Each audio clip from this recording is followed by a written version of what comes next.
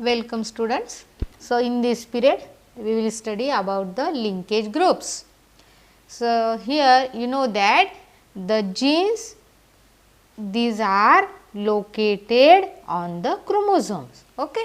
Now all the linked genes in a particular chromosome, they constitute a linkage group. See here, suppose this is the chromosome and here all these are the linked genes which are present in this chromosome. Then all these linked genes together, they constitute a linkage group. Okay student. So these are the linked genes forming the linkage groups. Now number of linkage groups of a species corresponds to its haploid number of chromosomes, or we can say the pairs of chromosomes. So what it means students, here the number of linkage groups of a species, विशिष्ट अशा जातीमध्ये linkage ग्रुपची संख्या ही कशाशी corresponding आहे, तर त्या spaces मधील haploid नंबरच्या क्रोमोझोमवर. म्हणजे एखाद्या जातीमध्ये हॅप्लॉइड नंबर ऑफ क्रोमोझोम्स जेवढे आहेत किंवा जेवढे पेयर्स ऑफ क्रोमोझोम्स आहेत, तर त्याची आणि लिंकेज ग्रुपची संख्या ही सारखी असते. उदाहरणार्थ in Drosophila, you know that Drosophila is a fruit fly. So in Drosophila there are 4 pairs of chromosomes. 4 pairs are there, hence there are 4 linkage groups. म्हणजे एखाद्या जातीमध्ये समजा ड्रासोफिला फ्रूट फ्लाय ही एक स्पेसिस आहे. या स्पेसिसमध्ये या ड्रासोफिलामध्ये गुणसूत्रांच्या 4 जोड्या आहेत, म्हणून 4 लिंकेज ग्रुप्स आपल्याला त्याच्यात सापडतात. किंवा पी प्लांट आहे, तर पी प्लांटमध्ये 7 पेअर्स ऑफ क्रोमोझोम्स आहेत, गुणसूत्रांच्या 7 जोड्या आहेत, म्हणून त्याच्यामध्ये लिंकेज ग्रुप्स पण किती आहेत, 7. लक्षात आलं. So this is non as the linkage groups of a species. They corresponds to the haploid number of chromosomes or the pairs of chromosome. Okay student. Now we will see next article, that is the sex linkage.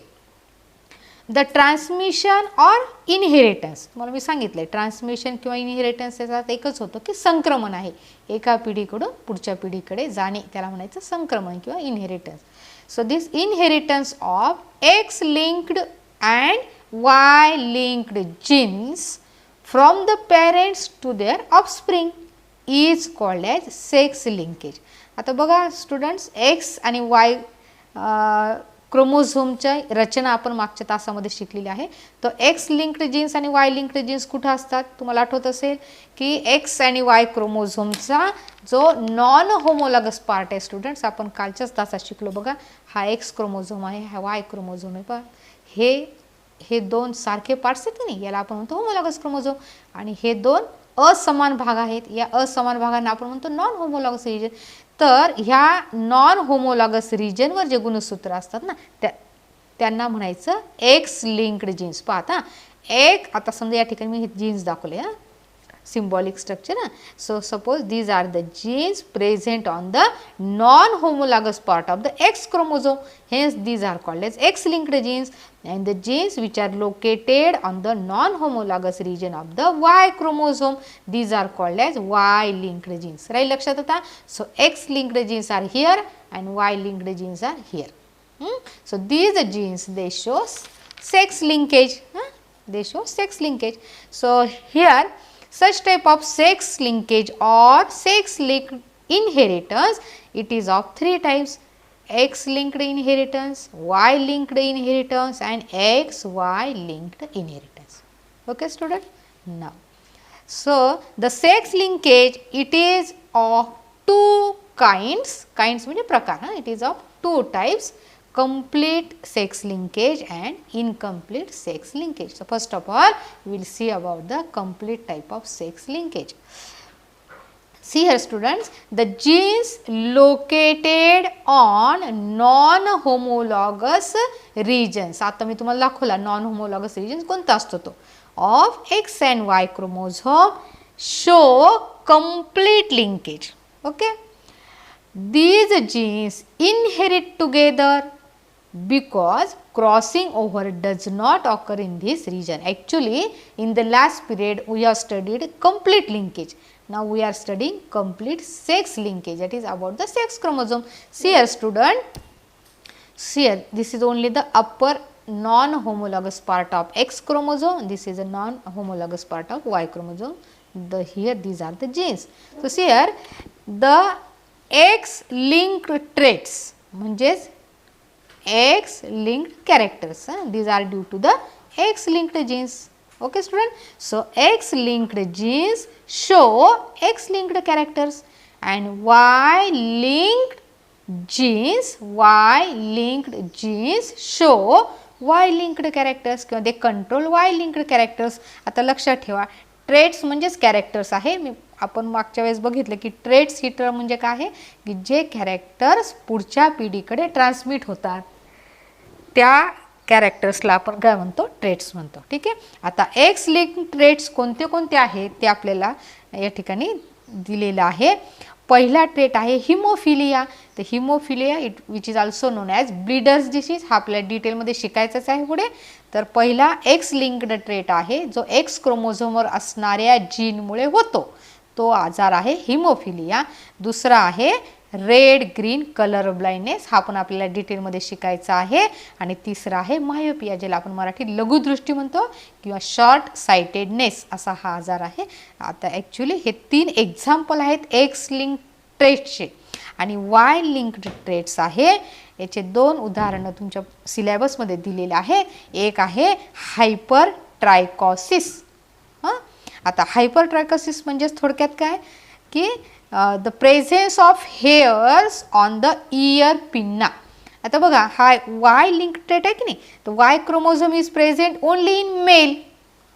म्हणून हा गुणधर्म आपल्याला फक्त मेलमध्ये बघायला मिळतो. तुम्ही पाहिलं असेल बघा, काही व्यक्तींच्या जो कानाची पाळी असते की नाही, बाह्यकर्ण आपल्या कानाची पाळी, इयर पिन्ना म्हणजे त्याच्यावर केस असतात पहा, कानावर केस असतात.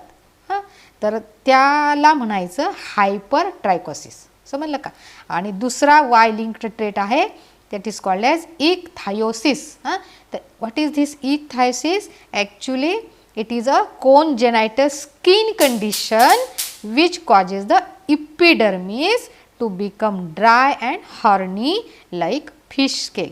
म्हणजे हा जो आजार आहे ना, हा अशा जीनमुळे होतो की जो जीन वाय क्रोमोझोमवर आहे, म्हणून ह्या इक्थायोसिसला म्हणायचं वाय लिंक ट्रेट.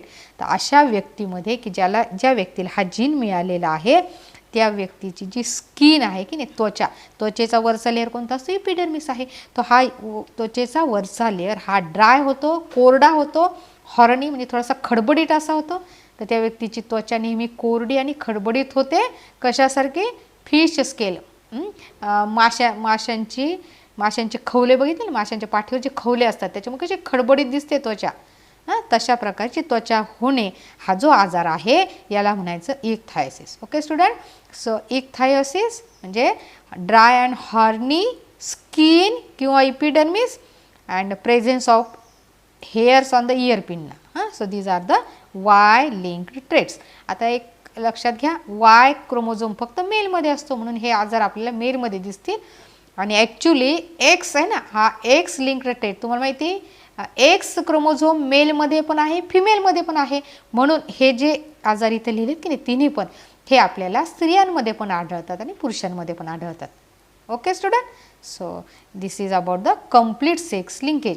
आता कम्प्लीटचं पुन्हा एकदा तुम्हाला मी सांगते, कम्प्लीट म्हणजे काय, मग हे जे जीन्स आहेत की नाही त्या याच्यावर असणारे नॉन होमोलॉगस पार्टवर, ते नेहमी सोबत राहतात आणि ते इनहेरिट टुगेदर म्हणजे एकत्रच ते एका पिढीकडून दुसऱ्या पिढीकडे जातात. समजलं तुम्हाला, एकत्रच दे रिमेन टुगेदर.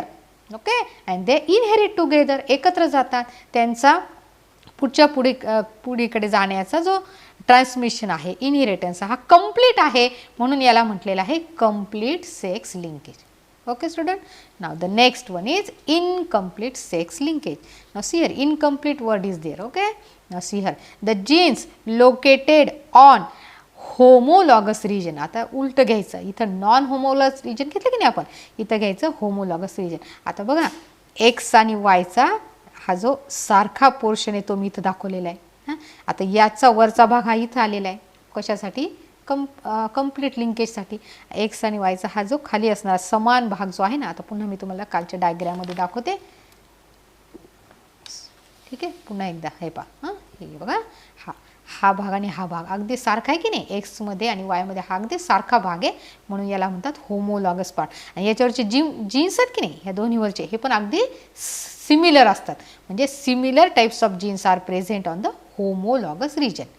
ठीक आहे, तर हे याच्यावर जे जीन्स आहे, आता इथे जे जीन्स असतील इथे इथे आहे की नाही, ते जीन्स काय दाखवतात, इनकम्प्लीट लिंकेज दाखवतात. Okay student, now see here, thus the homologous regions of X and Y chromosomes show incomplete sex linkage.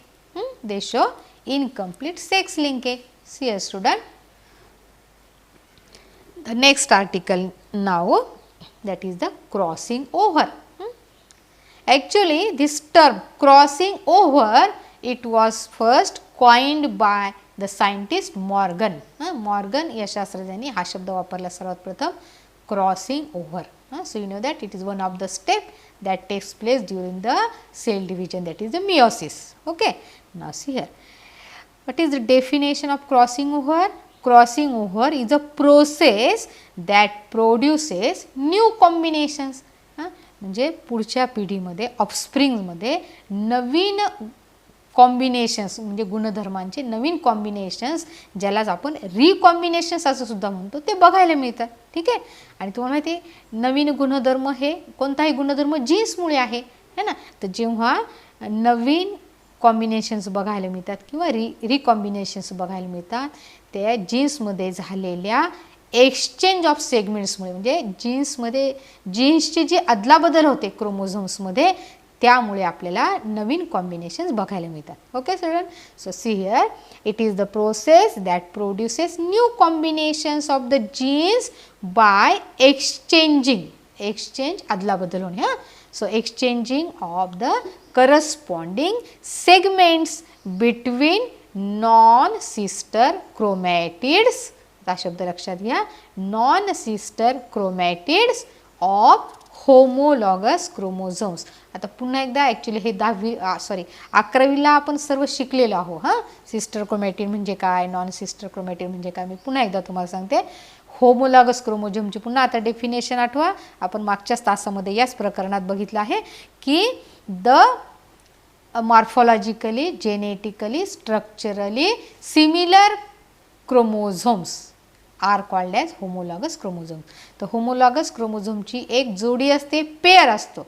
समजा हे 2 क्रोमोझोम मी इथं दाखवलेत ना, समजा ही होमोलॉगस क्रोमोझोमची एक पेअर आहे, आणि या ठिकाणी तुम्हाला माहिती आहे की एक क्रोमोझोम हा पॅटर्नल क्रोमोझोम असतो, म्हणजे वडिलांकडून आलेला, आणि एक क्रोमोझोम मॅटर्नल असतो, म्हणजे आईकडून आलेला.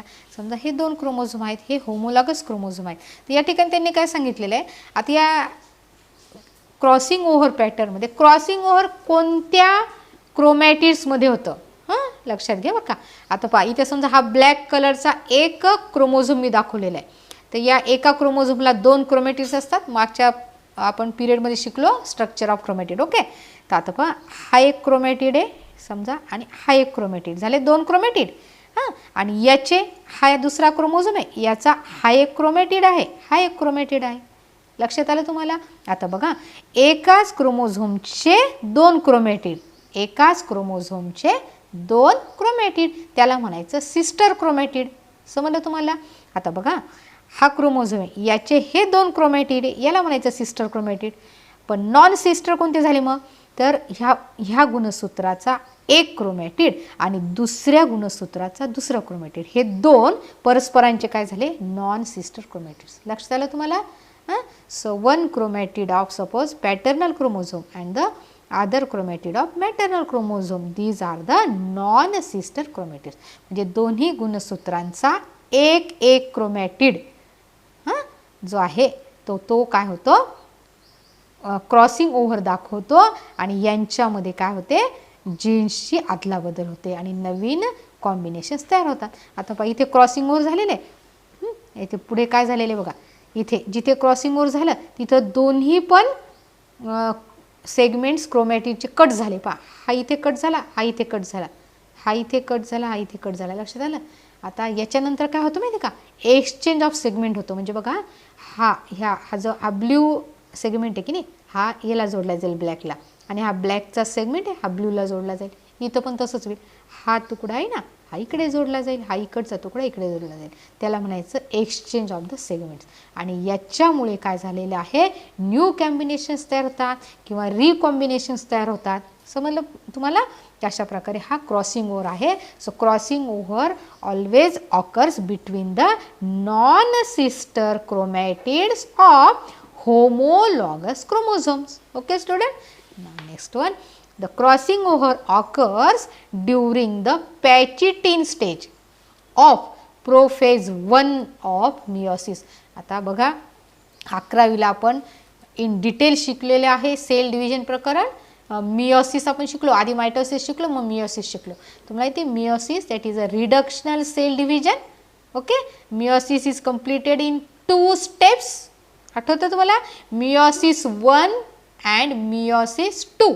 आता या ठिकाणी बघा की मियोसिस 1 मध्ये प्रोफेज 1 आहे, नंतर मेटाफेज 1 आहे, नंतर ॲनाफेज 1 आहे आणि टिलोफेज 1 आहे. तर सर्वात लॉंगेस्ट स्टेज कोणती होती, प्रोफेज 1. आठवतं तुम्हाला, प्रोफेज 1 वर आपण LAQ टाकला होता ॲन्युअल एक्झामला. प्रोफेज 1 लक्षात घ्या. तर हा जो प्रोफेज 1 आहे हा लॉंगेस्ट स्टेज आहे. त्याच्यामध्ये तुम्हाला आठवतं आहे लेप्टोटीन, झायगोटीन, पॅचिटीन, डिप्लोटीन, डायकायनेसिस असे सब स्टेजेस होते. तर त्या सब स्टेजेसपैकी पॅचिटीन ही जी सब स्टेज आहे ना प्रोफेज 1ची, त्या फेजमध्ये काय आढळतो, क्रॉसिंग ओव्हर आढळते. आलं लक्षात तुम्हाला. तर 11वीचं पुस्तक पुन्हा एकदा बघा तुम्हाला, म्हणजे आणखीन तुम्हाला व्यवस्थित समजेल. Now the mechanism of this crossing over, actually it consists of 4 sequential steps. Sequential क्रमाने येणारे. क्रॉसिंग ओव्हरमध्ये कोणते 4 टप्पे आहेत. पहिला आहे synapsis. So what is synapsis in short. Synapsis म्हणजे पेअरिंग. पेअरिंग म्हणजे जोड तयार होणे. कोणाची पेअरिंग आहे, पेअरिंग ऑफ होमोलॉगस क्रोमोझोम. आता इथं बघितलं आधी ना हे क्रोमोझोम्स असे इतस्तत पसरलेले असतात न्यूक्लियसमध्ये, न्यूक्लियोप्लाझममध्ये.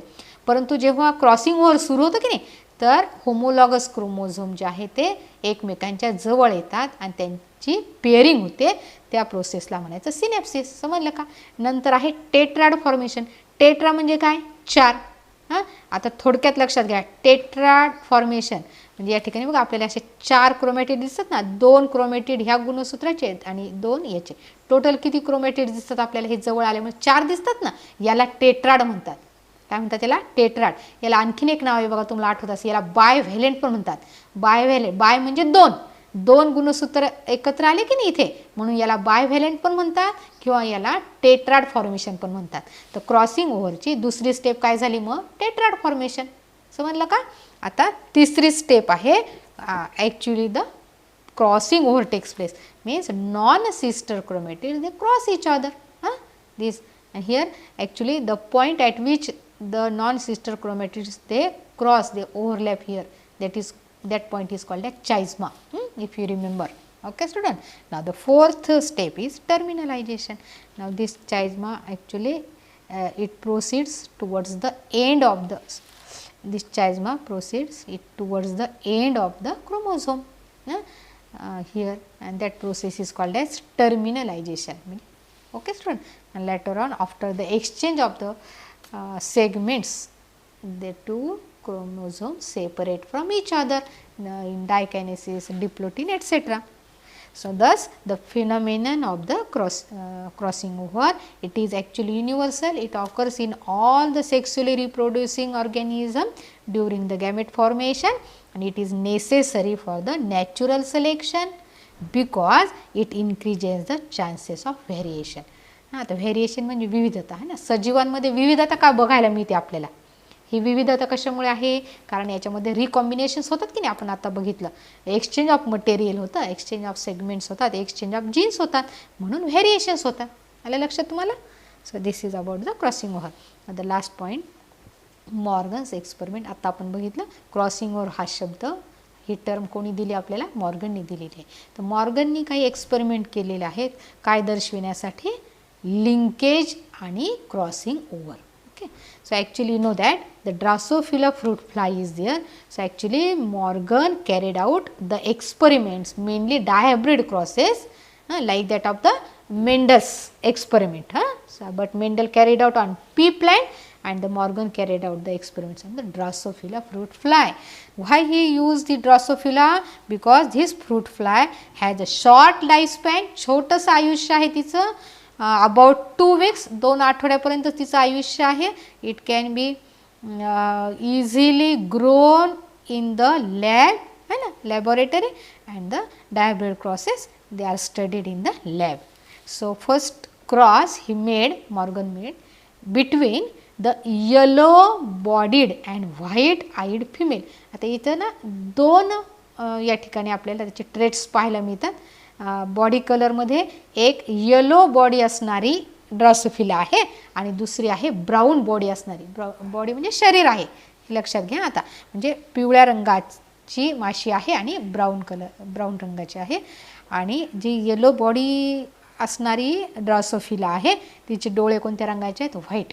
So white eyed. तर ही अशी फिमेल त्यांनी क्रॉस केली, ब्राऊन बॉडीड आणि रेड आईड, लाल डोळे असणारा जो मेल आहे त्याच्याबरोबर त्यांनी क्रॉस केला. तुम्हाला माहिती आहे नंतर गॅमेट्स तयार होतात. याचा हा फिनोटाईप आहे, जे डोळ्याने दिसतं ते फिनोटाईप आहे. जिथं जीन्स लिहिले हा जिनोटाईप आहे, हा जिनोटाईप आहे, हा इथे जिनोटाईप आहे. आणि इथे बघा Y+Y+ असं लिहिलं ना, हा जे प्लस चिन्ह आपल्याला सांगतं की ही वाईल्ड टाईप आहे, म्हणजे ही नॉर्मल जीन्स आहेत आणि याच्यामध्ये म्युटेशन होऊन मग असे वेगळे जीन्स तयार होतात. हा वाईल्ड टाईप आहे आणि हा डॉमिनंट आहे. लक्षात आलं का? वाईल्ड टाईप हा डॉमिनंट आहे, म्हणजे ब्राऊन बॉडी आणि रेड आईड कंडिशन ही जी आहे ही वाईल्ड आहे ट्रेट. तर ह्या दोघांमध्ये जेव्हा क्रॉसिंग केलं, तो माहिती नेहमीप्रमाणे क्रॉसिंग केल्यानंतर आपल्याला F1 जनरेशन मिळतं. F1 मध्ये सेल्फिंग केल्यानंतर आपल्याला काय मिळतं? F2 जनरेशन मिळतं. तर या ठिकाणी मी पुस्तकामध्ये दाखवते तुम्हाला तो क्ल्यू. आता इथे कन्क्लुजन दाखवून घेते मी तुम्हाला. पहा या ठिकाणी त्यांनी काय केलं? F1 प्राप्त केला, नंतर F2 प्राप्त केला. तर त्या एक्सपेरिमेंट्सवरून मॉर्गननी काय कन्क्लुजन काढलं की स्ट्रॉंगली लिंक्ड जीन्स जे आहेत they always show very few recombination. थोडक्यात बघा, मी काल तुम्हाला सांगितलं की स्ट्रॉंगली लिंक्ड म्हणजे काय? गुणसूत्रांवर जे खूप जवळजवळ असे क्लोजली लोकेटेड जीन्स असतात की नाही, तर ते एकत्र राहतात. मी काल तुम्हाला सांगितलं, तर ते कधीच एकमेकांपासून दूर जात नाहीत. आठवते तुम्हाला? Closely located, closely placed genes on the chromosome, they do not separate from each other, they remain together and they inherit together. लक्षात आलं तुम्हाला? त्याला म्हणायचं त्यांची स्ट्रॉंग लिंकेज आहे त्यांच्यामध्ये. सो कन्क्लुजन काय सांगितलं मॉर्गननी? Strongly linked genes show very few recombinations. अगदी कमी रिकॉम्बिनेशन दाखवतात, फक्त 1.3% नवीन कॉम्बिनेशन्स आहे. बाकी जे काही कॉम्बिनेशन पेरेंट्समध्ये आहे तसंच कॉम्बिनेशन पुढच्या पिढीमध्ये बघायला मिळतं. कारण काय? तर ते 2 जीन एकमेकांपासून वेगळे होत नाहीत. आता ते कोणते जीन मॉर्गनला दिसले? तर येलो बॉडीसाठीचा असणारा हा Y आणि व्हाईट आयसाठी असणारा हा W. हे जीन्स आहेत की नाही, हे जीन्स कसे आहेत? स्ट्रॉंगली लिंक्ड जीन्स आहेत, Y आणि W. लक्षात आलं का? लक्षात ठेवायचं, Y म्हणजे येलो बॉडीसाठी आणि व्हाईट आयसाठी. हे 2 जीन्स आहेत ना, अगदी जवळजवळ आहेत, ते कधीच वेगळे होत नाहीत. म्हणून आपल्याला नवीन कॉम्बिनेशन्स फक्त 1.3% दिसतात. हा पहिला क्रॉस त्यांनी केलेला आहे, पेज नंबर 60वर हा क्रॉस आहे. आणि दुसरा त्यांनी क्रॉस केलेला आहे लूजली लिंक्ड जीन्स जो आहे. आता बघा, लूजली लिंक्ड हां, एक सिम्बॉलिक स्ट्रक्चर इथे दाखवलं आहे बघा. पहा इथे हा W आहे. तर W कशासाठी आपण आता बघितलं, W म्हणजे व्हाईट आयसाठी असणारा जीन. समजा हा इथं आहे आणि त्याच्यापासून थोडा दूर आहे यम. हा यम काय आहे, मिनिएचर विंग्स, म्हणजे जे पंख असतात ना माशीचे, त्या छोट्या पंखांसाठी यम शब्द इथं वापरलेला आहे. तर हा यम आहे. आता थोडंसं तुम्ही जर बघितलं तुमच्या लक्षात येईल की W आणि यम यांच्यामध्ये थोडं अंतर आहे की नाही. तर इथं क्रॉसिंग ओव्हर जर झालं तर याचे 2 तुकडे होऊ शकतात ना. या गुणसूत्राचे 2 जर तुकडे झाले, हा W वेगळा होईल की नाही यमपासून. म्हणजे हे दोघं स्ट्रॉंग लिंकेजमध्ये आहेत का नाही. कसे आहेत ते, लूजली लिंक्ड आहेत. परंतु Y आणि W अगदी जवळजवळ आहेत की, मग ते कसे आहेत, स्ट्रॉंगली लिंक्ड आहेत. तर हे जे लूजली लिंक्ड जीन्स आहेत की नाही, दे शो मोर रिकॉम्बिनेशन्स. का बरं, तर या ठिकाणी ते दोघं एकमेकांपासून वेगळे होऊ शकतात. They can inherit separately. They separate from each other. So they separate from each other. So this is shown in the cross 2 on page number 16. Okay student, and here they show more recombinations. मी आता तुम्हाला सांगितलं किती टक्के recombination, 37.2. एवढे नवीन combinations आपल्याला पाहायला मिळतात, कारण हे दोघं एकमेकांपासून वेगळे होतात. आलं लक्षात तुम्हाला स्टुडंट. तर अशा प्रकारे हा जो दुसरा क्रॉस आहे हा त्यांनी या दोघांमध्ये केलेला आहे. समजा इथे आपण सांगू शकतो हा मेल आहे समजा, तर हा फिमेल आणि हा मेल आहे, या दोघांमध्ये त्यांनी क्रॉस केला. आणि हा पहिला क्रॉस तर पाहिलाच आहे आपण, हा क्रॉस 1 आहे. ओके स्टुडंट, मी फक्त तुम्हाला पुस्तकामध्ये दाखवते बा, पेज नंबर 60. आता एवढ्या डिटेलमध्ये तुम्हाला हा क्रॉस काही परीक्षेला असा येणार नाही, फक्त कन्क्लुजन लक्षात घ्या बा. इथं दिलेलं आहे बघा, हा क्रॉस 1 आहे ना. इथे दिले ना येल्लो बॉडी आणि व्हाईट आय है ना. आणि या ठिकाणी वाईल्ड टाईप जो आहे ना आपण आता बघितला, येल्लोच्या विरुद्ध काय दिलेलं होतं त्यांनी, ब्राऊन बॉडी आणि रेड आहे अशा प्रकारे. तर हा जो क्रॉस आहे, तर हा क्रॉस इथपर्यंत असं दाखवलेलं आहे त्यांनी. तर याच्यात त्यांनी सांगितलेलं आहे की Y आणि W हे स्ट्रॉंगली लिंक्ड जीन्स आहेत. त्यामुळे त्या ठिकाणी खूप कमी आपल्याला म्हणजे 1.3% नवीन कॉम्बिनेशन्स पाहायला मिळतात. आणि हा दुसरा क्रॉस आहे, dihybrid cross actually carried out by the Morgan. या ठिकाणी हा W आणि M मध्ये आहे, म्हणजे या ठिकाणी व्हाईट आईड आणि मिनिएचर विंगमध्ये हा असा क्रॉस दाखवलेला आहे त्यांनी. तुम्ही एवढं फक्त लक्षात ठेवायचं की याच्यामध्ये फक्त आपल्याला 1.3% हा पहिल्या क्रॉसमध्ये म्हणजे स्ट्रॉंगली लिंक्ड जीनमध्ये बघायला मिळतो. तर 37.2% रिकॉम्बिनेशन आपल्याला WM म्हणजे ह्या 2 जीन्समध्ये जे लूजली लिंक्ड जीन्स आहेत की नाही त्याच्यात बघायला मिळतो. Okay student, so all this is about the linkage groups and the Morgan's experiment. Okay student, okay, good bye.